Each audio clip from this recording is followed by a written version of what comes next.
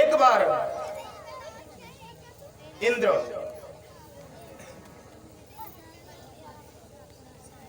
ऐरावत हाथी पर सवार होकर के जा रहे थे। कहीं रास्ते में दुर्वासा जी से भेंट हो जाता है। दुर्वासा ऋषि से जब भेंट हुआ, दुर्वासा ऋषि ने सोचा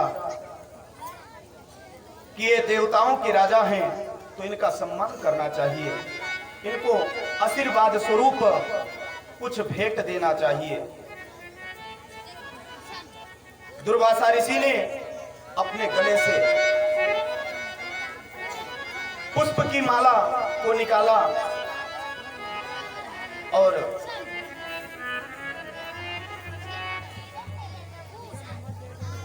उस माला को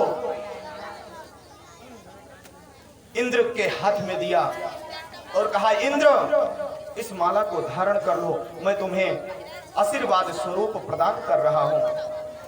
इंद्र अभिमान से घिरा हुआ था। इंद्र ने सोचा मैं देवताओं का राजा होकर के और ये पहना हुआ माला, तुच्छ माला कैसे धारण कर सकता हूं। ऐसा विचार करके और उसने इंद्र ने उस माला को फेंक दिया। वो माला जा करके ऐरावत हाथी के सूंड पर गिर गया। जैसे माला गिरा, ऐरावत हाथी ने उस माला को पृथ्वी पर गिरा दिया और उसको पैर से कुचलना प्रारंभ कर दिया। ये सब देख करके महर्षि दुर्वासा क्रोधित हो गए। क्रोध से उनका नेत्र लाल हो गया और इंद्र को श्राप दे दिए। इंद्र, तुमने ऋषि का अपमान किया है, महात्मा का अपमान किया है। मैंने तुम्हें प्रसाद स्वरूप माला प्रदान किया था, उसका अपमान किया है। इसलिए इंद्र, तू श्रीहीन हो जा, तुम्हारा वैभव सब खत्म हो जाए। दुर्वासा ने जब ऐसा श्राप इंद्र को दिया, इंद्र तुरंत व्याकुल हो जाता है। उधर दुर्वासा ऋषि श्राप दे करके वहां से निकल पड़ते हैं। काफी समय बीत गया। इंद्र धीरे धीरे श्रीहीन होने लगा।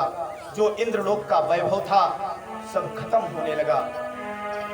समय ऐसा आ गया कि जब दैत्यों को पता चला कि देवता के जो राजा हैं उनके पास अब धन नहीं रह गया है, ऐश्वर्य नहीं रह गया है, बल नहीं रह गया है, दैत्य सब इंद्रलोक पर आक्रमण करने की तैयारी बनाने लगे। आज इंद्र को जब पता चला कि हमारे इंद्रलोक को ही दैत्य सब कब्जा करना चाहते हैं, आज पहुंच जाते हैं भगवान श्री हरि के चरणों में, प्रार्थना करने लगे, प्रभु अब तो पृथ्वी पर कुछ बचा ही नहीं है, श्रीहीन हो चुका हूं, ना तो मेरे लोक में कुछ बचा है, मैं ये दैत्यों से कैसे लड़ सकूंगा, मैं बल से हीन हो गया हूं। भगवान ने कहा, चिंता मत करो, अगर तुम श्री को प्राप्त करना चाहते हो, ऐश्वर्य को प्राप्त करना चाहते हो, बल को प्राप्त करना चाहते हो, तो क्षीर सागर का मंथन करने का प्रारंभ करो, प्रयत्न करो, और उस मंथन को करने से तुम्हें अमृत प्राप्त होगा, और जब अमृत प्राप्त होगा देवता आदि उसका पान करेंगे तो दैत्य सब कमजोर हो जाएंगे, दैत्यों का बल कमजोर हो जाएगा, देवता सब अमर हो जाएंगे, दैत्यों का कोई प्रभाव देवताओं पर नहीं हो पाएगा। आज श्री हरि ने जब इंद्र से ऐसा कहा तो इंद्र कहने लगा, प्रभु आखिर समुद्र को कैसे मथा जाएगा। भगवान ने कहा, समुद्र का मंथन मद्राचल पर्वत कि मथानी बनाई जाए और वासुकी नाग को रस्सी बनाया जाए। देवता और दैत्य दोनों में संधि हो, उसके बाद में समुद्र का मंथन हो। आज इंद्र ने कहा, अरे दैत्य तो देवताओं को देखना नहीं चाहते हैं, उनसे संधि कैसे होगा? भगवान हरि ने कहा, उनको लालच दो कि समुद्र से अमृत निकलेगा और अमृत का जब पान करोगे तो अमर हो जाओगे और लालच बस दैत्य तैयार हो जाएंगे। आज वही होता है। इंद्रादिक समस्त देवतागण और दैत्यों का सभा बुलाया जाता है। सभा में सुनिश्चित हुआ दैत्य और देव दोनों मिलकर के आज समुद्र मंथन की तैयारी करने लगे। देवतागण बहुत होशियार, दैत्यों ने विचार किया कि देवता छली होते हैं, छल करते रहते हैं, इसलिए जिस कार्य को देवता सबसे पहले करने चले उस पे पहला हक अपना करो। दैत्य सब ऐसा विचार किए। उधर देवताओं ने विचार किया कि जब हम कोई कार्य करने चलेंगे दैत्य समझेंगे कि ये उच्च कार्य है और उसको प्राप्त करने का प्रयत्न करेंगे, तो सब कार्य वहां पर उल्टा ही करना है। आज नाग वासुकी का आवाहन होता है। मद्राचल पर्वत को लाया जाता है और जैसे देवता और दैत्य मिलकर के उस पर्वत को समुद्र में डालने का प्रयत्न किए, वो समुद्र में वह पर्वत डूबने लगता है।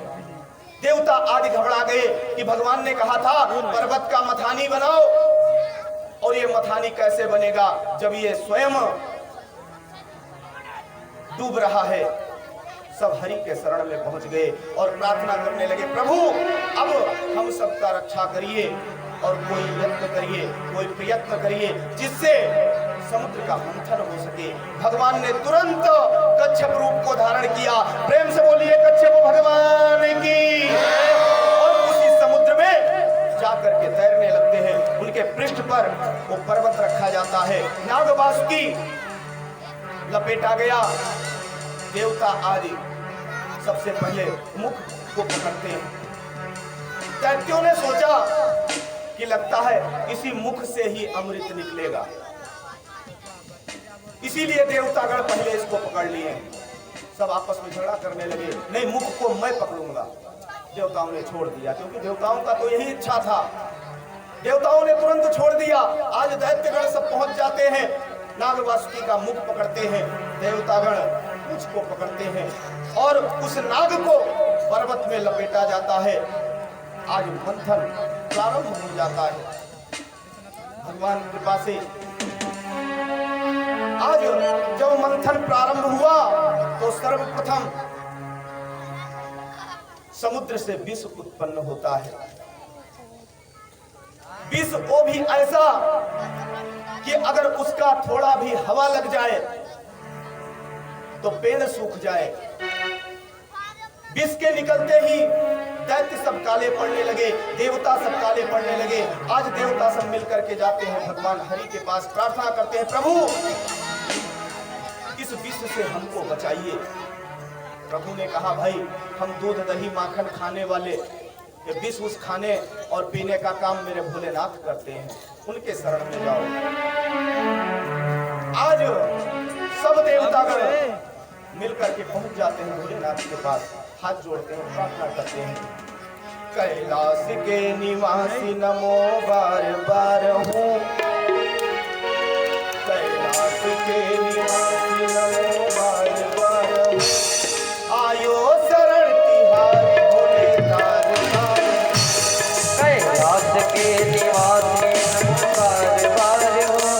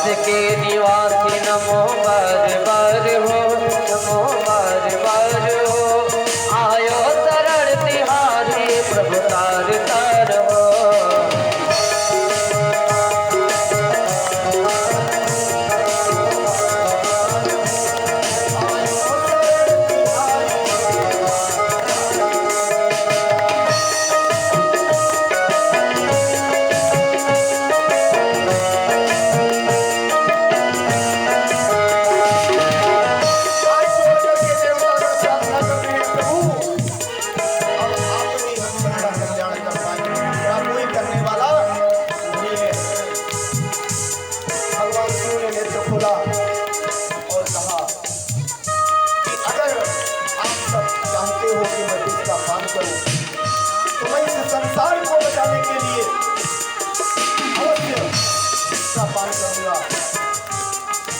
आज वह कालकूट विष भगवान पीने के लिए तैयार हो जाते हैं। भगवान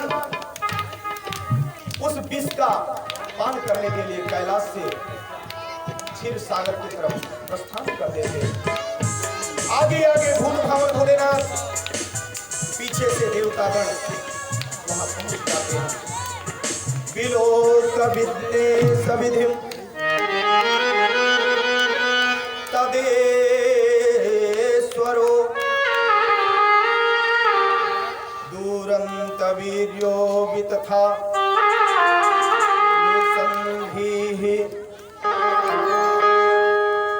कृत्वा वपू कच्छपमद्भूतम् महद प्रविश्य ओयं गिरिमुञ्जिहार। उधर भगवान अपने देवताओं का कल्याण करने के लिए कच्छप रूप लेकर बैठे थे। उन्हीं के पृष्ठभाग पर वह पर्वत और इधर शिव जी पहुंच गए उस विष का पान करने के लिए। शिव जी के इष्ट राम भगवान शंभु ने बड़े प्रेम पूर्वक उस विष को हाथ में लिया और जैसे मानो मुख को खोल करके राम कहने जा रहे हों, इस भांति विष को जैसे पान करना प्रारंभ किया। आज सती जी पहुंचती हैं और कंठ को दबा लेती हैं कि कंठ के अंदर वो विष प्रवेश ना कर सके। जैसे कंठ को दबाई वो पूरा विष कंठ पे रुक जाता है और भगवान का कंठ, शिव जी का कंठ नीला पड़ जाता है। उसी दिन से भगवान शिव का, रुद्र का नाम नीलकंठ हो जाता है। प्रेम से बोलिए नीलकंठ भगवान की जय। आज समस्त देवतागण आनंदित हो रहे हैं। पुनः मंथन प्रारंभ हुआ। आज समुद्र से अनेकों रत्न निकलना प्रारंभ कर देते हैं, जिसमें प्रधान कुछ ऐसे रत्न थे जैसे कौस्तुभ मणि। उस समुद्र के मंथन से मणि निकला जो भगवान ने स्वयं लिया। ऐरावत हाथी उसी समुद्र से इंद्र ने ले लिया। पारिजात वृक्ष इंद्र को प्राप्त हुआ। आज होता क्या है बंधुओं, चंद्रमा का प्रागट्य हुआ, भगवान शिव ने मस्तक पर धारण कर लिया। आज पंचजन्य शंख भगवान विष्णु ने ले लिया। जो भी निकलता था, रंभा निकली, इंद्र को मिला। कामधेनु, कौस्तुभ, पारिजात, सुरा, चंद्रमा, पुष्पक, ऐरावत इत्यादि सब प्राप्त होता है। अंत में भगवान ने सोचा कि ये काफी समय तक मंथन करवाने से कोई फायदा नहीं है, अब लीला करना चाहिए। आज भगवान स्वयं धर्मांतर के रूप में अमृत का कलश लेकर के उसी समुद्र से प्रकट हो जाते हैं। प्रेम से बोलिए धर्मांतर भगवान की जय। वो भी भगवान का ही अवतार है। जैसे अमृत का कलश लेकर प्रकट हुए, देवतागण दौड़ पड़ते हैं। उधर दैत्य सब दौड़ पड़े, पहले हमें अमृत चाहिए। देवतागण कहने लगे पहले मुझे चाहिए। देवासुर संग्राम छिड़ जाता है। भगवान ने सोचा कि ऐसे अगर युद्ध होता रहा, संग्राम होता रहा, तो ये अमृत किसी के काम का नहीं रह जाएगा। अगर पृथ्वी पर गिर गया तो ना देवता ही पा सकेंगे, ना दैत्य ही पा सकेंगे। भगवान ने तुरंत अपना लीला प्रारंभ कर दिया और सुंदर विश्व मोहिनी के रूप में प्रकट हो गए भगवान। प्रेम से बोलिए मोहिनी भगवान की जय हो। उनके सौंदर्य को देख करके, उनके लालिमा को देख करके आज देवता आदि दैत्य सब अपने नेत्र को पवित्र कर रहे हैं। मोहिनी का रूप लेकर के भगवान सर्वप्रथम दैत्यों के पास पहुंचे। भगवान ने कहा कि भगवान ने सोचा कि ये दैत्य सदैव मस्त रहते हैं और कामातुर अधिक होते हैं, तो सबसे पहले इनको मोहित करना चाहिए। भगवान आज मोहिनी का रूप लेकर के जैसे दैत्यों के पास पहुंचे, देवता आदि सब भूल गए कहां अमृत रखा है, कौन अमृत लेकर प्रकट हुआ है। बस उनको जो अमृत सामने था वही अमृत दिखाई पड़ने लगता है। आज भगवान अपने माया के द्वारा समस्त दैत्यों को मोहित कर लेते हैं। जब दैत्य सब मोहित हो गए, मोहिनी भगवान ने प्रश्न किया कि आप सब आपस में झगड़ा क्यों कर रहे थे, लड़ क्यों कर रहे थे। दैत्यों ने कहा कि अमृत समुद्र से निकला है और उस अमृत को हम सब पान करके अमृत को प्राप्त होंगे। मोहिनी भगवान ने कहा चिंता मत करो, अगर मुझ पे विश्वास हो,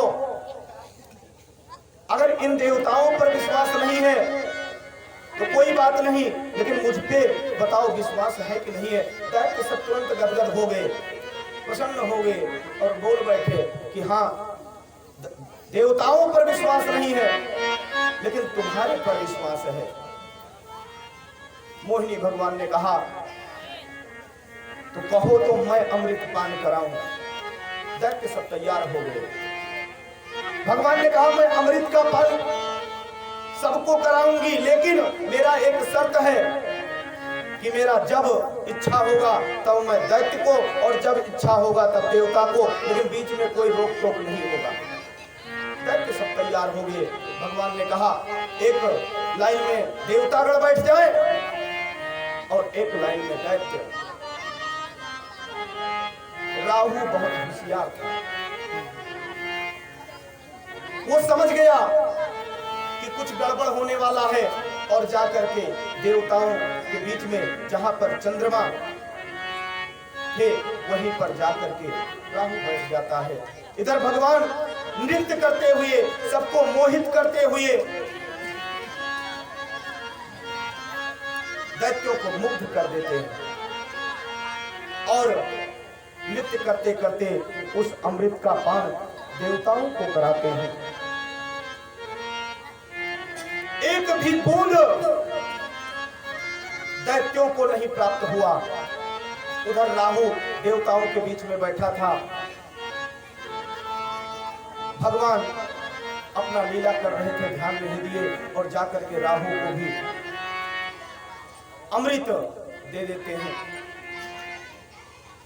बगल में बैठे चंद्रमा को पता चला ये तो राहु है। चंद्रमा ने तुरंत भगवान को इशारा किया। भगवान ने तुरंत उस रूप को त्यजा और अपने दिव्य रूप में आ गए। चतुर्भुज रूप धारण करके प्रकट हो जाते हैं। अपने सुदर्शन चक्र को आदेश करते हैं और सुदर्शन चक्र जाकर के राहु का गला काट देता है। लेकिन वो अमृत पान करने की वजह से जीवित रह जाता है, उसकी मृत्यु नहीं होती है। आज उसको देवताओं के बराबर सम्मान प्राप्त होता है। आज नवग्रह में सम्मिलित किया जाता है। इस प्रकार भगवान ने समुद्र का मंथन करवाया। आज अनेकों वैभव इंद्र को प्राप्त हुए, देवताओं को प्राप्त हुए। पुनः इंद्रलोक का निर्माण हुआ। प्रेम से बोलिए श्री मोहिनी भगवान की जय हो। सुखदेव जी कहते हैं राजन, इस प्रकार भगवान अपना